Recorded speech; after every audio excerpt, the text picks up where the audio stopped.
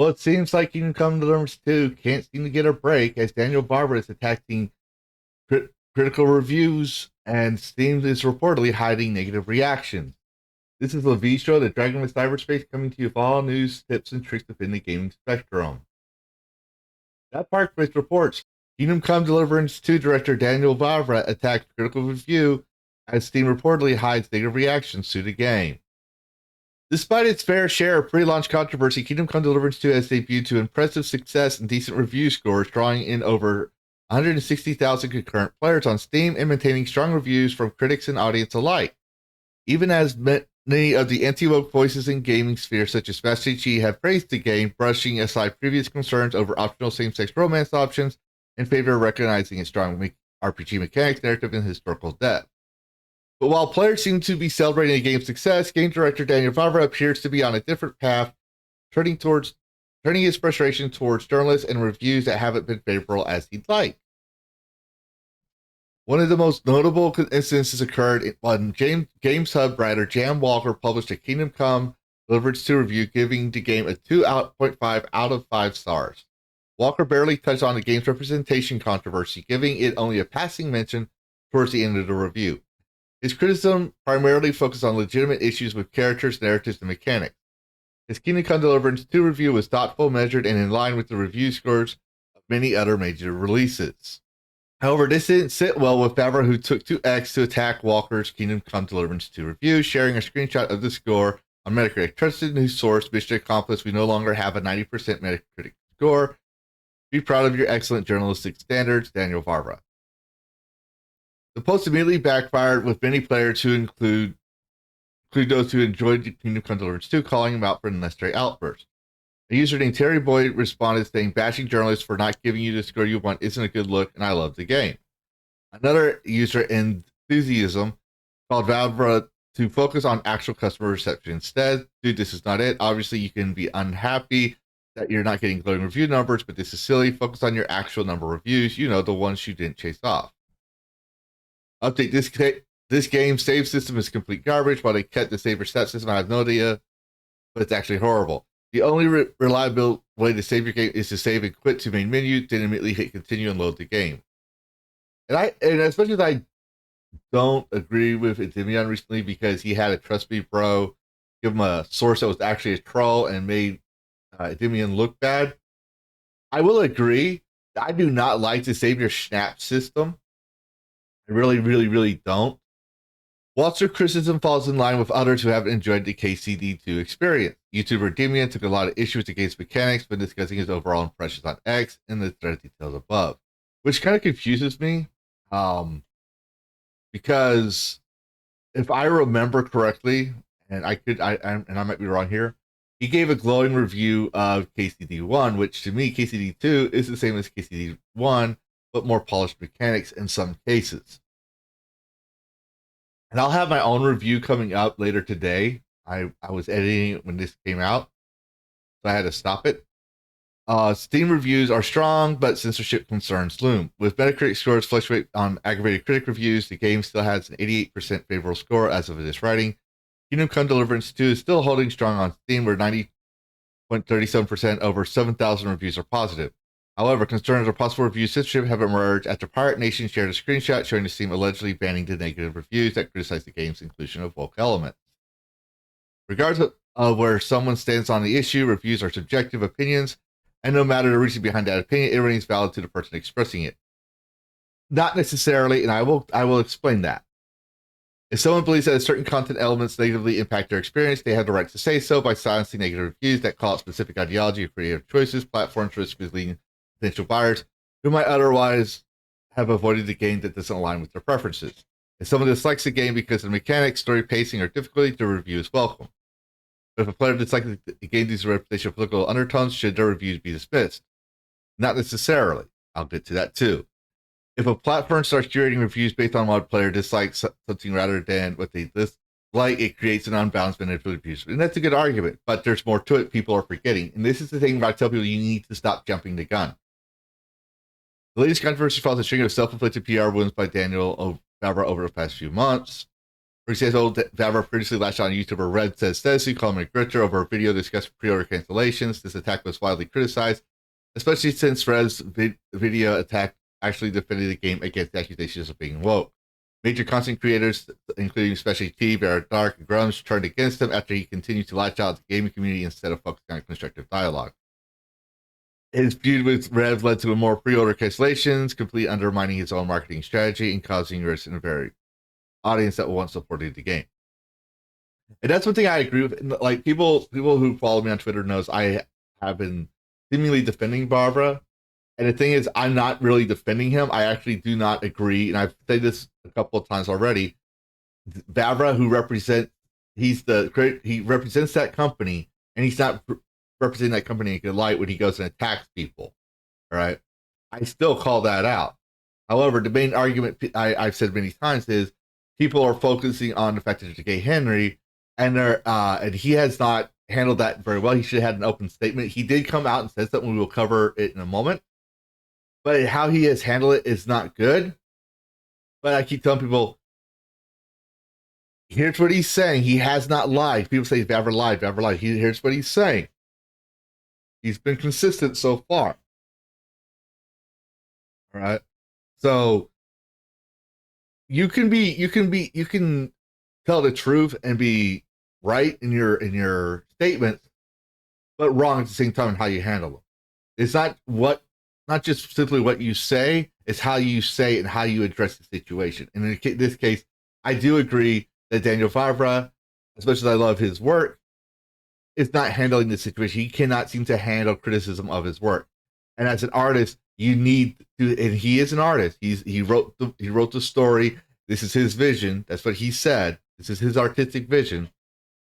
You need to be receptive of criticism.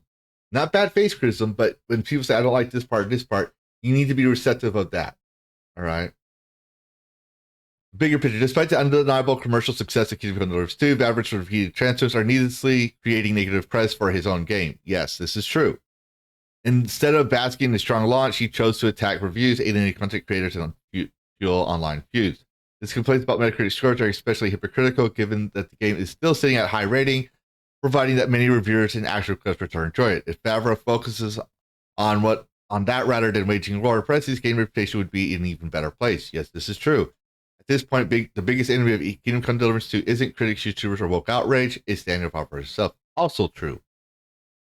All right, so we're gonna point out the GameSub review. Hans Bubby, I'm Your White Knight. The sequel makes little effort to catch players up to speed in the story so far. The opening hour features several flashbacks that don't really communicate much, given how intensely the tale being told here feels as if it's all a second act, and that's a bit of a problem. The focal point of the story is the relationship between the protagonist Henry and his Lord Hans as they cross into new lands where Hans' authority is neither recognized nor respected. Maybe the first game puts in effort to make Hans likable and he and Henry's friendship endearing, but Kingdom Come Deliverance 2 spends its first half depicting Hans as if he's an insufferable, preferably rich kid in an 80s frat movie who simply cannot comprehend the level of disrespect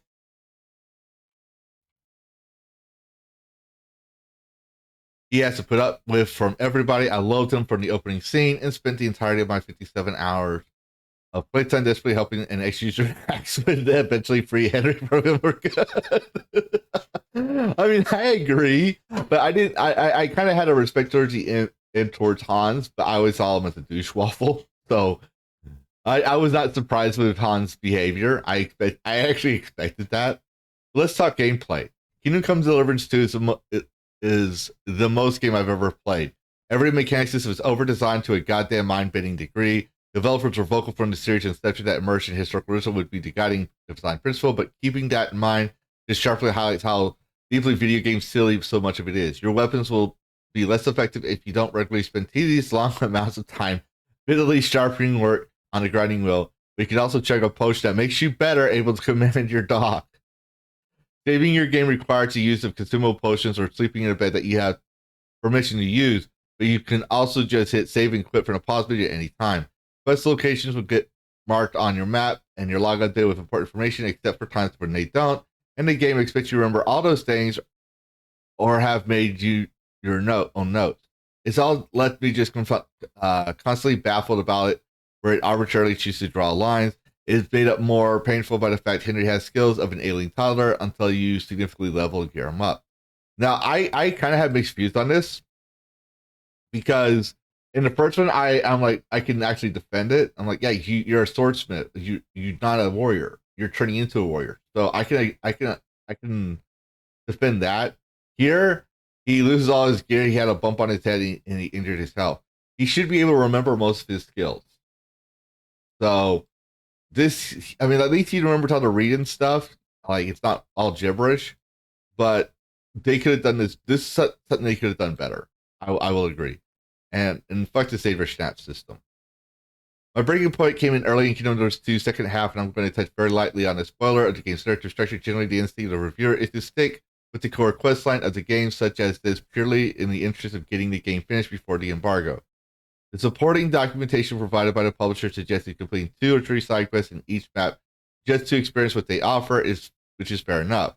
The combination of my ADHD-addled brain and the fact that the main story quest kept throwing difficulty barriers out led me to doing all but 2 of the side quests in that first zone. And the only reason I didn't finish those 2 was because each fully broke thanks to clashes in the game systems.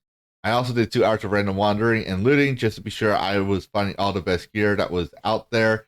The game had made it known that I'd be cut off from the open world for several hours once I properly began the quest the first act had been building towards. So I made an effort to be as over prepared as possible. I got through the several hours long battle of the next section just fine, and then emerged in a whole new map in Kingdom Come Deliverance 2 second half, then completed the first couple of story quests before being thrown into one with a practically mandatory battle. There's a skill check to possibly avoid it, but even with my speech focused build, I couldn't pass it. Yes, this is a couple of times where you will fail a speech check. That was utterly impossible for me to win. I was wearing the best armor I could find in the first map and wielding what felt like the role player's choice of weapon, but after aggravating dozens of attempts, I couldn't do it. Okay, I thought, fair enough. Maybe I'm supposed to explore this new zone first and come back, despite the narrative fiercely pushing me not to do so. So I loaded a slightly earlier save, explored the new lands as much as possible. Unfortunately, this proved largely fruitless, as there wasn't anything I could do in it. Most of the NPCs, aside from vendors, couldn't be interacted with, presuming that I'd not yet gotten past the event-triggering core story quest to properly activate them. The game has zero suggestion that I wouldn't be ready for what was featured in that late bottleneck section, or what was immediately on the other side of it. In fact, all signs point to me having ridiculously over-prepared for it. After 57 hours of bashing my head against the countless over-designed systems that frequently clash against one another, I had enough. I simply don't believe Kingdom Come Deliverance 2 is a well-designed game. It is the most designed game, but not a well-designed game. Additionally, a lot of drama and discourse occurred this series' representation efforts, or lack thereof. I can't really speak about the original, but I have to talk about the colossal yikes that is some of the Kingdom Come 2's character work. Early in the first act, you come across a Jewish merchant called Mordecai Ham. I think I said that right. As well, because we haven't met him yet. As well as being a vendor, you can engage in him and, hey, how's it going? Anything's going on here? Small talk, you can give us like his response to such an inquiry. Pay me. Jesus Christ. I'm not going to, there's also a character who's revealing to be gay during the core quest line, but adding this element to their character is to fall back to such a tacitly tired-oriented series of tropes that I'd frankly rather they just not have gone in there at all. I kind of agree with that. I do like the element of Kingdom Come Deliverance 2. Some of the writing is compelling, even if many of the characters weren't for me. The open nature of how the quests can be solved is fascinatingly clever, and it looks great and runs wonderful even on the Steam Deck.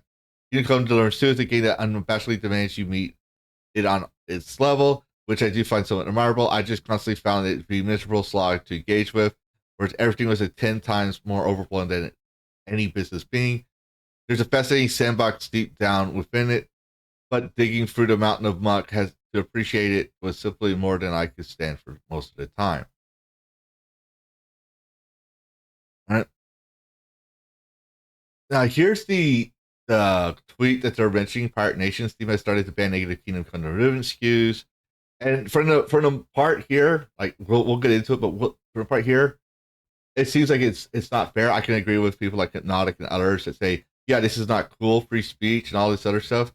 However, you did sign a terms of service, and nothing in here is related to the game. It's related to how the devs handled the game. All right. And he wrote this extensive review, not talking about mechanics or the story itself, nothing like that. And he only played for 0.1 hours. That means that he's only been playing, when you do the math, 60 divided by 0.1 or 60 times 0.1, however, I can't. But basically, I did the math, it's 6 minutes. 6 minutes. All right. He played 6 minutes. That's basically the main menu. And all it here is saying, like, he goes, same-sex romance, so you'll play as Henry. He always has a background story which she is not bi or homosexual. Now that they've been brought to woke investors. So they're basically talking about Eraser Group, and the Eraser Group made him put the woke in there. That's his comment. It's a bad faith review. Basically what it is. All right. Now, what they're talking about is this old thing here from Warhorse. He goes, well, he has some kind of same-sex romance or any kind of romance, and he goes, Warhorse Studios, or community manager at Warhorse Studios, says, no, you'll play as Henry, son of a black of silver scallops, and he always does have a background story in which he is not a bi, odor, homosexual, but there will be homosexual NPC characters in the game. So those players who are not straight will be forced to a romance with women. Nobody will force you to do anything, but you play as Henry, son of a bachelor. He is straight and white and male and from Bohemia. Someone from France will not be able to play a French guy. They make a very good argument here. However, I want to point out, and I said this in other videos, there's an achievement in Kingdom Come Deliverance 1 called the Virgin Achievement. That means you do not have sex with anybody. You do not engage in any type of sexual relations. So there is that, right? And also, scientific studies came out and revealed in 2019 that you're not born gay. There's no gay gene. It's a choice based on biological, environmental, and developmental factors, amongst other things. There's several factors that, it says basically gay is a choice, and your choice is affected by those factors. So you start off as a straight, right Christian male, but let me put out that there are several things in here that people are arguing about canon that, well, Henry, you can make Henry do things that are not Christian. And people say, well, he's a womanizer. Well, he is a virgin at the end of the game if you so choose, which doesn't make him a womanizer. It makes him a guy, and guys tend to goon, right? But I want to give credit to Colt Classic Cage here, because we were talking about the optional gay sex choice. And I did try to I'm not going to go into it, but I did point out my thoughts on it and talk about canon, like Johanka. If you've played the first one or watched me play it, Johanka's the lady who works at the monastery, who has visions of the Virgin Mary and is being tried for heresy. And depending on your choices, she could be executed, flogged, and sent to a convent, or is absolved of all charges. Basically, you had to build a compelling case to the bishop that she is not a heretic. So here, she shares this with me, so shout out to her. Let me point out to you a secret. I was a community manager 8 years ago.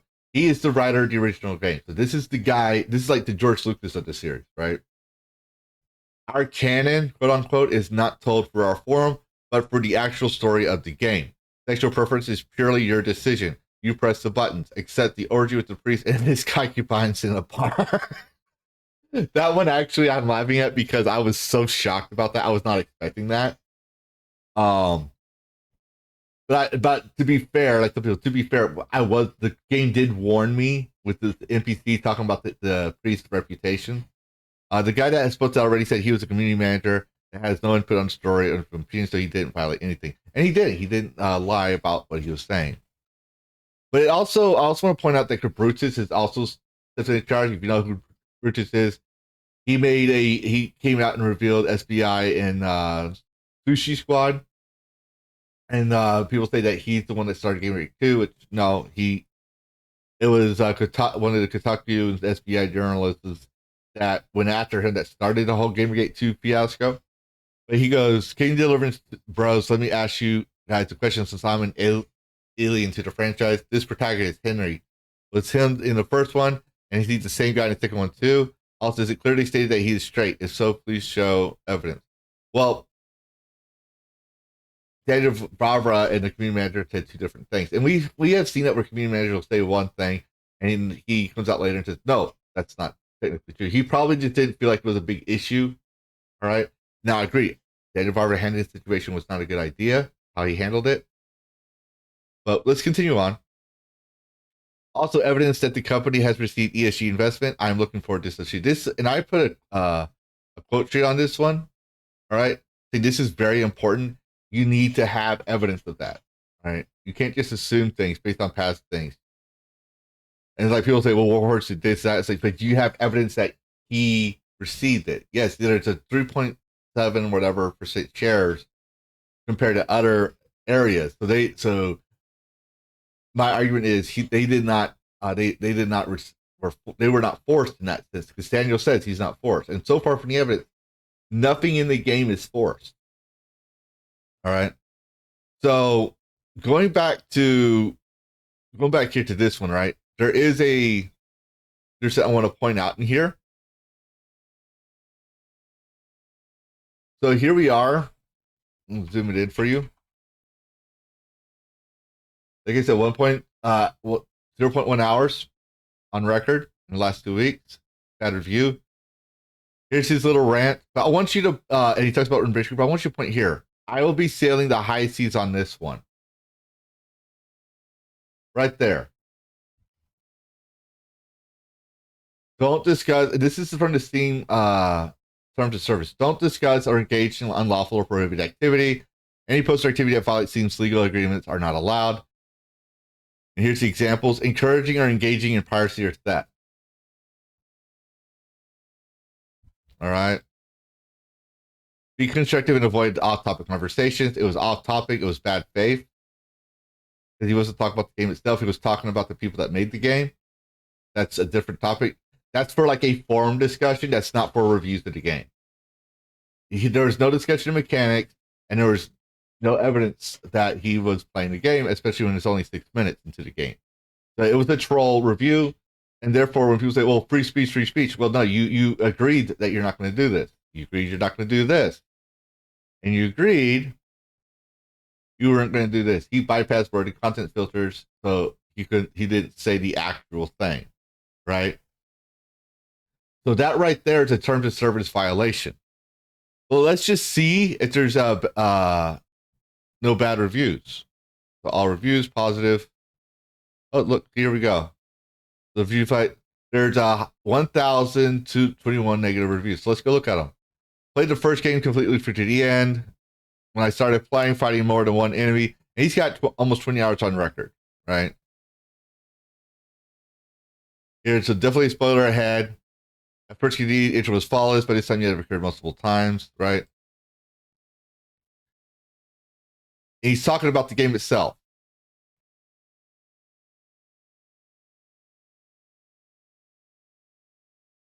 He goes, I figured they would have improved a lot in Mr. Jenkins after 11 hours play. I have to say, I'm pretty disappointed. It's shockingly buggy. So he's talking about the game itself. Product refunded. I wish I could have played it. 0.9 hours on record, but had to refund it as the motion sickness was brutal. So he got decent combat was fine. So he's talking about the game as well.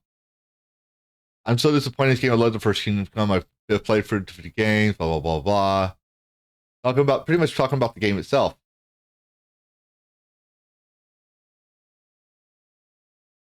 See, he's talking about the game itself. You go back as a nobody itself. 3 hours on record. Talk about the game itself.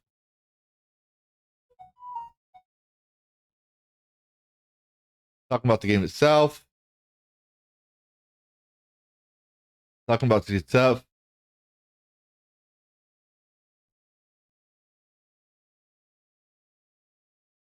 Here you go. DIE. I will not general stuff like gay dude banished from the village. We must feel sorry for him mentioning blah blah blah.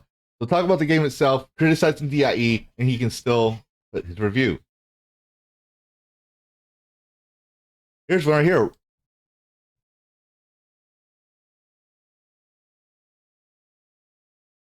Developers lied. Henry and Hans are gay. No, that's optional. gay sex scene, 4 hours opening tutorials, 95% of the cutscene, janky combat. So he's talking about saying that it's not like in depth, but he's talking about the game itself has 1.1 hours on record. All right, so he's talking about the game itself. I was going to ponder about how the ups and downs of quality. Not a terrible game, not worth $60. Perk system is bugged and broken. Talking about the game itself. So there are some valid negative reviews. And even a couple mentioned DIE and they didn't get kicked down. So you can't sit here and tell me that the game is being that Daniel Vavra and his team are censoring the game when the person in question, as I've stated, mentions piracy, which, as I stated, is against TOS. Everyone talked about the game. He talks about the whole controversy of DIE in the game based on developers. So, with 6 minutes into the game, he got banned because he didn't make a good faith article and he mentioned piracy. It would be different if I would agree if he said all this stuff. He goes, but I decided I was going to play the game anyways, right? Or something like that. Or even just this part. I was going to play the game. I was told there was no third-party system I had to download. It was optional. So I went to play the game, and it told me I needed a PSN account. And so I uninstalled the game and requested a refund. That would be valid for a 0.6 hours. That would be valid. A person playing 30 minutes saying, I played 30 minutes into this game, and I'm still in the tutorial. It's a fucking long-ass tutorial. It's buggy as hell, this, that. That's a valid review. Well, what do you think, reader?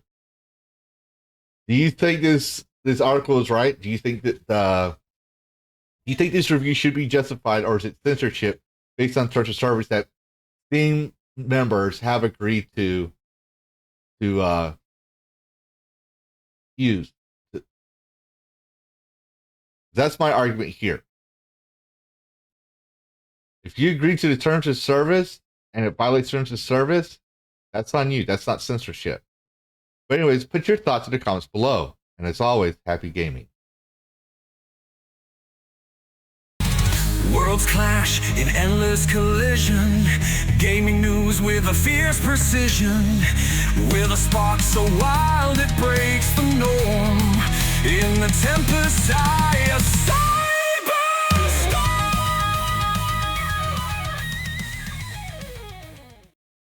Reclaim gaming and dragon cast. Fire breathing wide, screaming loud. Lavistro's here to shake the crowd.